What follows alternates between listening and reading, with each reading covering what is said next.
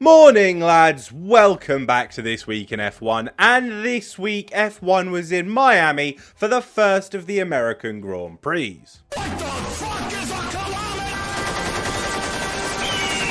Now, what a weekend of Formula 1, and because it was of course a sprint weekend, there is a lot of action to go over, but we start actually with some terrible news, as when I tuned in to the Friday practice session, Danica Patrick was on my screen instead of Bernie Collins, so instantly, bad start to the weekend. Shut your fucking mouth! But for Charles Leclerc, it was even worse, as the Monegasque managed to spin his Ferrari in practice 1 before he could even get to grips with the unpredictable beast and its disappointing flick of blue.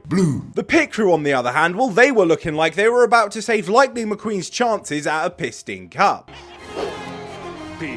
Next up was sprint qualifying, and aside from the fact that Mercedes got knocked out in Q2 and Lando set the fastest time of the whole session on mediums, and in the second round, it ended with Verstappen on pole for the sprint. And at a very reasonable 5:30 on a Saturday afternoon, the sprint got underway. Which went well. I'm just gonna scooch in right here if you don't mind. Get your ass back here, boss!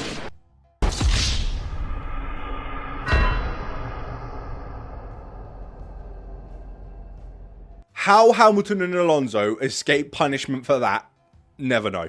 Not a clue. I'm extremely confused. However, that crash did seem to build up some bad karma for Mr. Hamilton, and the universe sent it right back at him in the form of one Kevin Magnussen. On points for the team. Some of you may die. On lap 11, he fully chucks it down the inside of Hamilton from so far back, he practically started in Alabama. Then into turn 12, smacks into the side of Lewis on his way to re-overtake the number fluid world champion, earning himself a 10-second penalty. Do you want me to die? Before eventually Magnussen gave up the place with about a minute of penalties, 59 penalty points, and 23 summons to the Court of the United Nations. Nothing, just an incident. Of course, Verstappen won the race, with Leclerc and Perez finishing off the podium. Boring! Hamilton's scrap with Magnussen was ultimately all for nothing, as he got 20 seconds for speeding in the pit lane, meaning Yuki Tsunoda picked up the final points position. My ass really hurt. But it was actually the other side of the Santander garage that was cooking in the Miami heat, as Mr. Ricciardo took P4 and finally got himself some points on the board. I'm a high-performance athlete.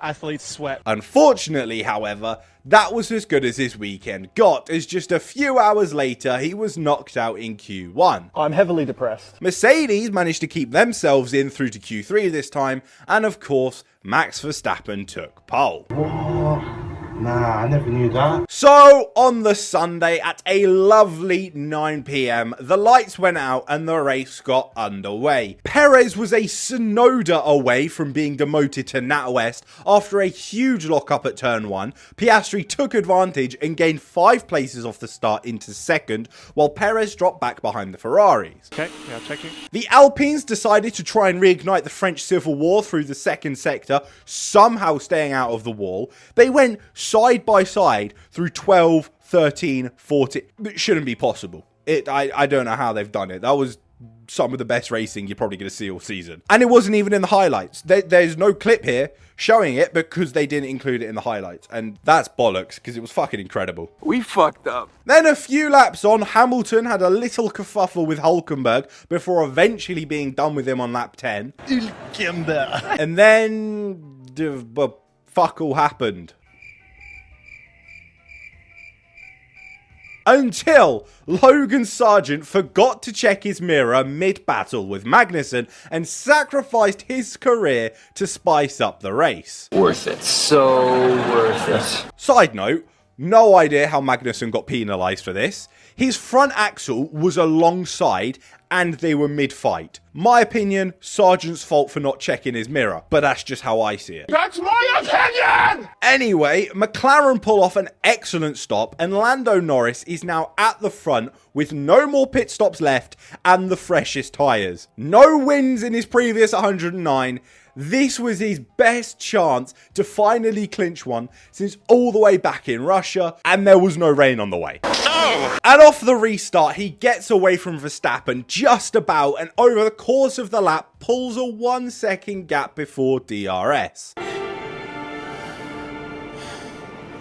It's beautiful. And surprisingly, he wasn't the papaya driver getting troubled from behind, as Sainz and Piastri went at it after the safety car.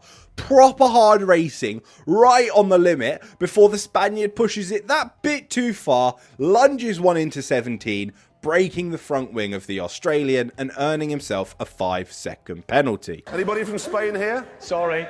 Give me my fish back. And finally, after 110 races, Lando crossed the line, a Grand Prix winner, with Verstappen and Leclerc rounding out the podium. 15 years and 14 hours later. So what does this all mean for the championship?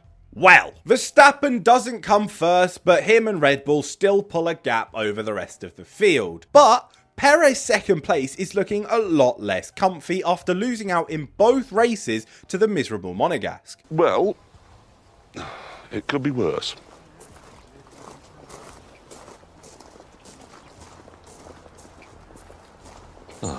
Lando Norris' maiden win gives him a huge boost in points, taking him level with Carlos Sainz after his 5-second penalty dropped him below Perez. Yuki had an excellent race, finishing P7, somehow still outperforming Daniel points-wise after the Australian's 4th place finish in the sprint, but the Australian does finally get some points on the board, so congratulations to him. And the most important result of the race, P10 went to Esteban Ocon, so well done if you predicted that. Now on to Moron of the Week.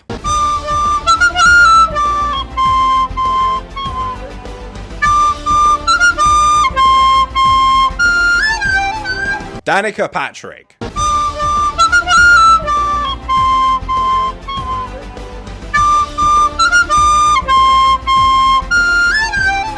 In a bit.